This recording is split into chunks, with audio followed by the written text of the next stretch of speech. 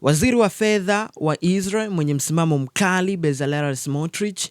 ameweka wazi gharama za pesa zilizotumika mpaka hivi sasa kwenye vita vinavyoendelea dhidi ya Irani Mashariki ya Kati. Smotrich amesema toka vita hivyo vilipoanza tarehe 28 mwezi wa pili mwaka 2026, Israel imetumia takriban shekeli bilioni 9 kwenye matumizi ya kijeshi, kiasi kinachokadiriwa sawa na trilioni 5.4 za Kitanzania,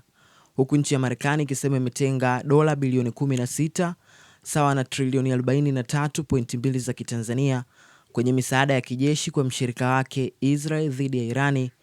pesa zinazojumuisha usaidizi wa ulinzi, silaha na vifaa vya kijeshi vilivyowekwa eneo la Mashariki ya Kati. Aidha, kwa upande wa Irani, licha ya kukosekana kwa takwimu rasmi za gharama zote,